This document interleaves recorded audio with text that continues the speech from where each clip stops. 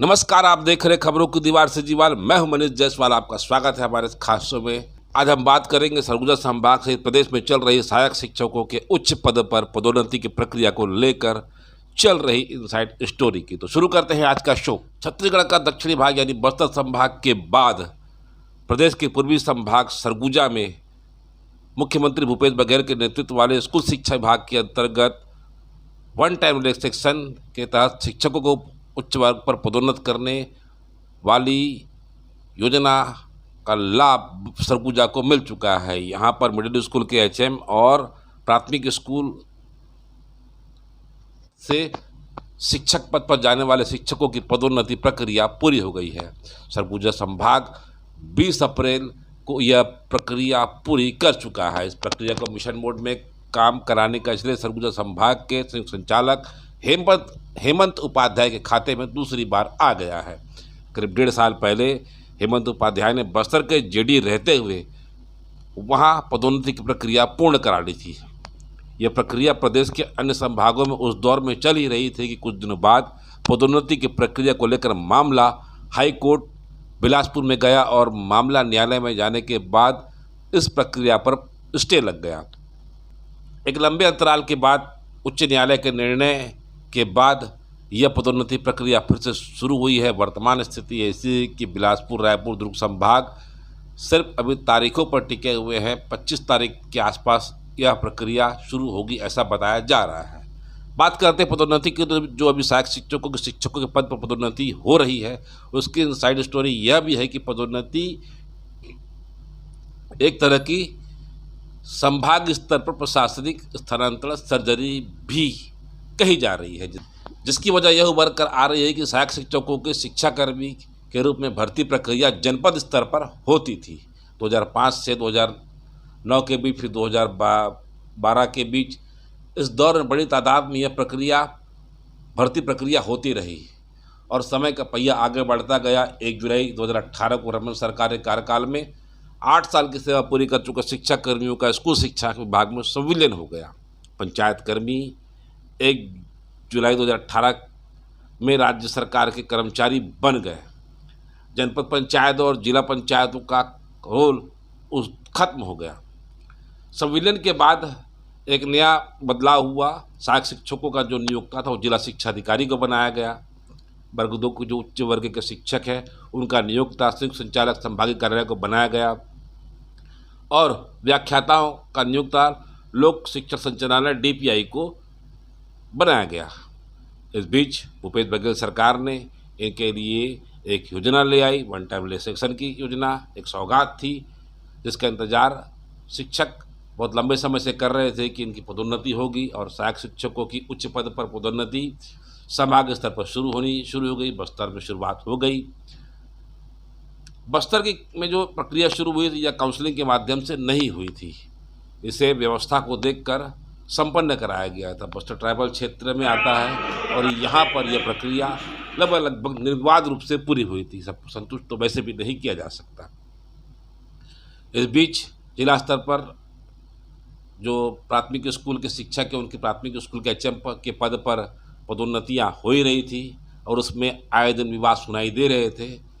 आधे जिलों में यह प्रक्रिया पूरी हो चुकी थी, लेकिन विवादों को देखते हुए जिला लोक शिक्षक संचालनालय ने बाकी के बचे हुए जिलों में इस प्रक्रिया को काउंसलिंग कराने के निर्देश दिए और यह कई शिक्षक मांग कर रहे थे। अब यह काउंसलिंग का पैटर्न या ट्रेंड चलता रहा। सहायक शिक्षकों की जो अभी पदोन्नति हो रही है यह ट्रेंड इसमें भी आ गया है और संभाग स्तर पर अब लोगों को, यह शिक्षकों को यह प्रशासनिक स्थानांतरण सर्जरी लग रही है और ऐसा ही भविष्य में व्याख्याताओं के साथ भी हो सकता है। देखा जाए तो शिक्षा कर्मियों ने पंचायत विभाग के कर्मी के रूप में एक लंबा वक्त उसी क्षेत्र में गुजार दिया है। बहुत से शिक्षक आसपास के क्षेत्रों में स्थायी रूप से बस गए।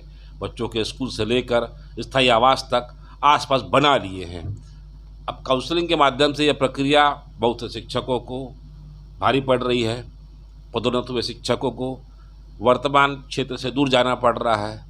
बहुत से शिक्षक दूसरे ब्लॉक, दूसरे जिले में सेवा देंगे या देने की तैयारी कर चुके हैं, जिसकी वजह से शिक्षकों को बहुत सी व्यावहारिक दिक्कतें आ रही हैं।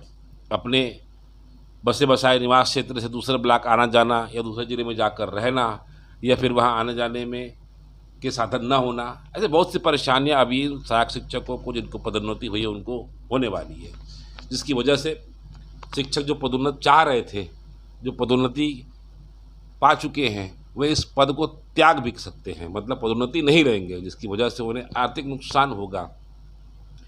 उच्च पद की अर्हता रखने के बाद भी उस पद में नहीं जाने की वजह से उस पद का लाभ और उस पद का वेतन लाभ नहीं उठा पाएंगे। सरगुजा संभाग में जो पदोन्नति की सर्जरी दिखाई दे रही है, उसकी एक बड़ी वजह जो अभी समझ में आई कि 2022 में जो बड़ी मात्रा में शिक्षकों की नवीन भर्ती हुई थी, उस भर्ती में एकल शिक्षक और शिक्षक विहीन शालाओं को प्राथमिकता नहीं दी गई। यह दी गई होती तो आज स्थिति ऐसी नहीं होती। बहुत से शिक्षक एकल शिक्षक स्कूल नहीं होते। संभाग के एकल शिक्षक स्कूलों में नई भर्ती में जो प्राथमिकता नहीं देने की वजह से अब बहुत से जो पदोन्नत सहायक शिक्षक हैं उनको अब दूर जाना पड़ेगा। अब तीर तो कमान से निकल चुका है, निशाने पर ही पहुंच चुका है। हो चुकी विभाग की पूर्व में की गई गलती अब पदोन्नत शिक्षकों पर भारी पड़ रही है। भविष्य में ऐसी स्थिति व्याख्याता के पद पर भी आ सकती है। इस पद की विस्तृत सूची स्कूल में रिक्त पद राज्य स्तर पर जारी होंगे। यह भी अपने आप में एक आने वाले समय में शिक्षकों को बहुत भारी पड़ने वाला है। इस सर्जरी को देखा जाए तो शिक्षा विभाग अपनी ओर से शिक्षा व्यवस्था को मजबूत करने के लिए उपाय कर रहा है। इस काउंसलिंग में यह बात भी उभर कर आई है कि बहुत से नज़दीकी स्कूलों में विषयों के कई रिक्त पद भी थे। आम शिक्षकों के लिए सुविधाजनक स्कूल भी थे और उसके बाद उन सुविधाजनक स्कूलों को प्राथमिकता नहीं दी गई और प्राथमिकता वहाँ दी गई जहाँ एकल शिक्षक थे या जो 2 शिक्षक सेवा दे रहे थे। सरगुजा संभाग में 9 पदोन्नत शिक्षकों की काउंसलिंग अब तो की जा चुकी है, जिसकी वजह से आने वाले समय में इन मिडिल स्कूलों में शिक्षा व्यवस्था और मजबूत होगी जहाँ पर 1 या 2 शिक्षक हैं। सरगुजा संभाग में जो पदोन्नति हुई है उसको लेकर सीजीवाल ने हेमंत उपाध्याय से बात की तो उन्होंने बताया कि 20 अप्रैल तक पदोन्नति की जो प्रक्रिया है पूरी कर ली गई है। हालांकि उन्होंने जो बताया उसकी आवाज़ हमारे कैमरे में तकनीकी कारणों की वजह से रिकॉर्ड नहीं हो पाई। उनसे चर्चा में जो बात उभर कर आई है वह यह है कि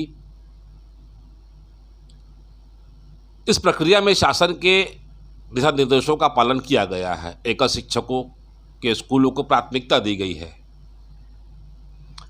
शुरू से ही दिव्यांग व गंभीर बीमारी से पीड़ित लोगों को प्राथमिकता दी गई, मतलब यह शुरू में ही काउंसलिंग इनकी कर ली गई थी। जो प्रतिभागी इस प्रक्रिया में शामिल हुए हैं उन्हें छत्तीसगढ़ शासन की पदोन्नति का लाभ मिला है। आदेश जल्द जारी होंगे। हेमंत उपाध्याय ने बताया कि जो शिक्षक इस योजना का लाभ नहीं लेना चाहते उनके लिए यह प्रक्रिया बाध्यकारी नहीं है, क्योंकि पदोन्नति की प्रक्रिया बाध्यकारी नहीं होती है। इसके अलावा उन्होंने यही बताया कि जो इस पदोन्नति प्रक्रिया में अनुपस्थित रहे हैं उन्हें भी एक बार मौका दिया जाएगा। बचे हुए पदों पर अपनी ओर से उन्हें पदोन्नत करने का अवसर दिया जाएगा। आज बस इतना ही। हमारी नज़र छत्तीसगढ़ शासन की इस महत्वपूर्ण योजना पर बाकी के संभागों में भी बने रहेगी। आज बस इतना ही। अगर आपको हमारी खबर अच्छी लगे तो लाइक, सब्सक्राइब, शेयर जरूर करें। सीजीवाल से मनीष जायसवाल की एक रिपोर्ट। धन्यवाद।